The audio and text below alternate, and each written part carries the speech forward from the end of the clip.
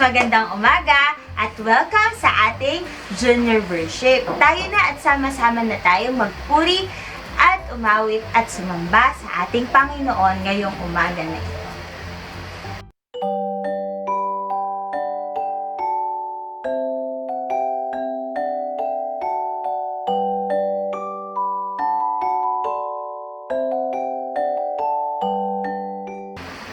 Ngayon naman kids, ay sama-sama tayong umawit para sa ating Panginoon. At papangunahan tayo ni Sandra.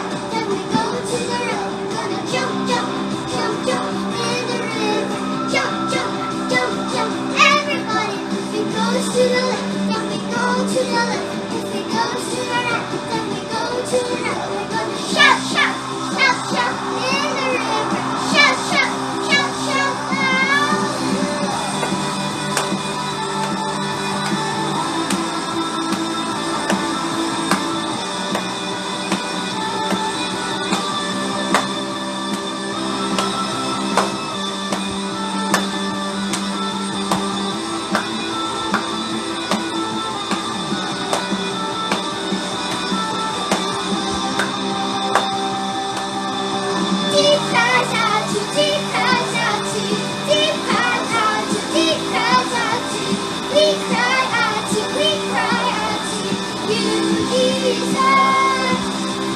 Deep cries out to deep cries out to deep cries out to deep cries out to we cry out to you, Jesus.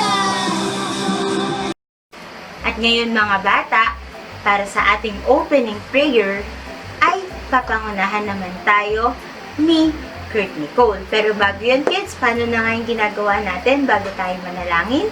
Kamay ko'y ititiklop, ulo ko'y yuyuko, mata ko'y ipipikit, at ako'y mananalangin. Tayo manalangin. Maraming salamat po, Panginoon, na binigyan po niyo po kami muli ng panibagong buhay, Lord. Sana po ay i-bless niyo po kami sa araw-araw namin ginagawa at alam po namin na mawawala din po ang COVID-19 na kumakalat sa buong mundo, Lord. Ingatan niyo po ang mga frontliners at ang mga pamilya po namin kung nasaan naman po sila, Lord. At sana, Lord, ay mga kasalanan po namin ay mapatawad niyo po kami at i-bless niyo po ang bawat pamilya po namin.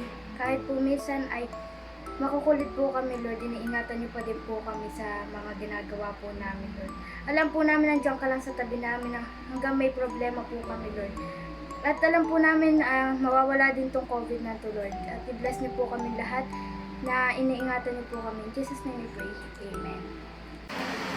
Ngayon mga bata ay ihanda natin ang ating puso't isipan sa pakikinig sa mensahe ng ating Panginoon.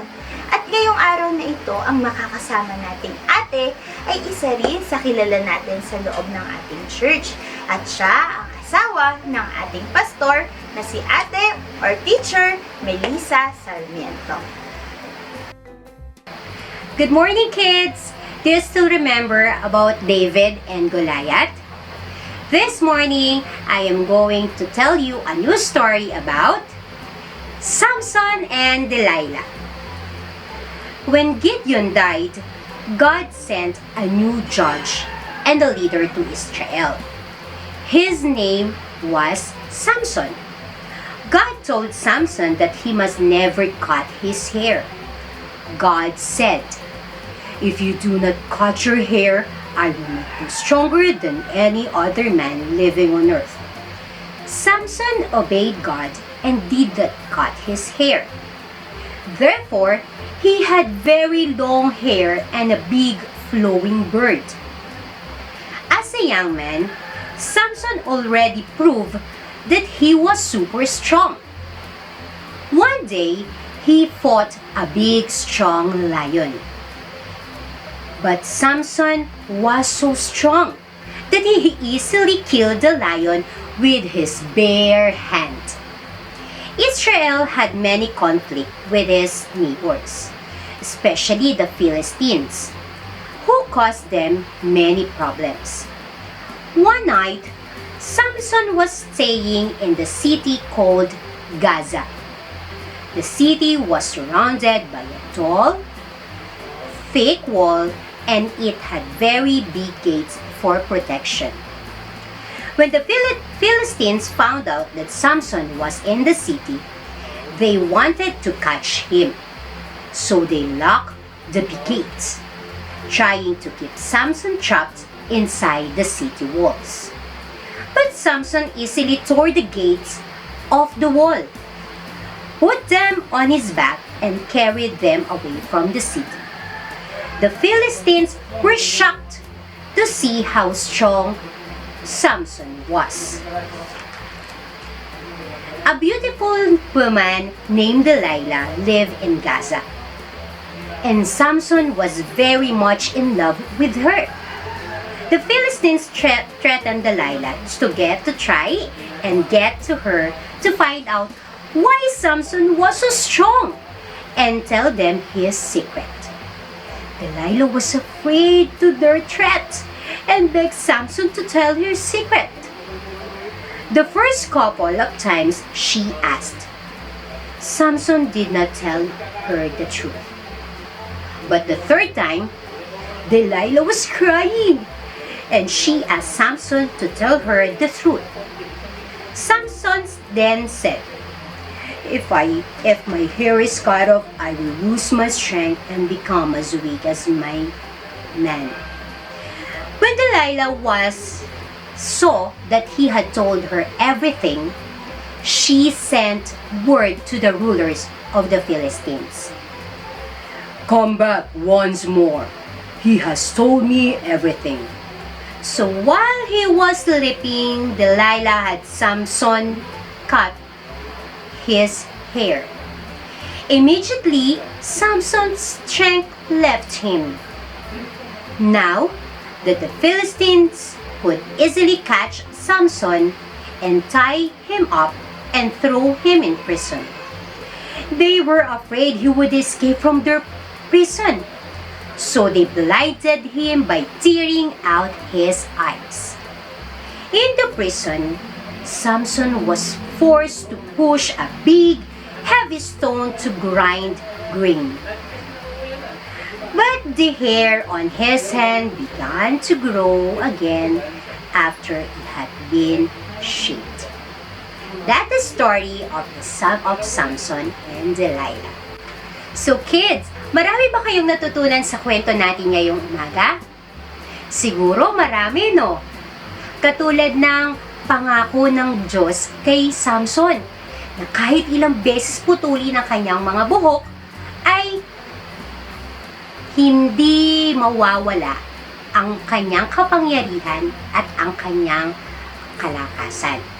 So, kayo, may mga pangako ba ang Diyos na naaalala nyo para sa inyo? Magtiwala lamang tayo sa kanyang plano. At darating din ang tamang panahon na ipagkakaloob ito sa atin ng Panginoon. Sabi nga ng Diyos, matuto lang tayo magtiwala sa Kanya at iyon ay matutupad.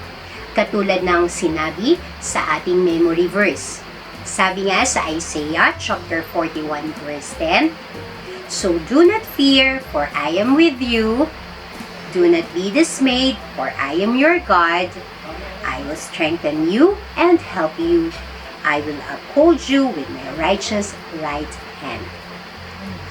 Promises of God are not made to be broken.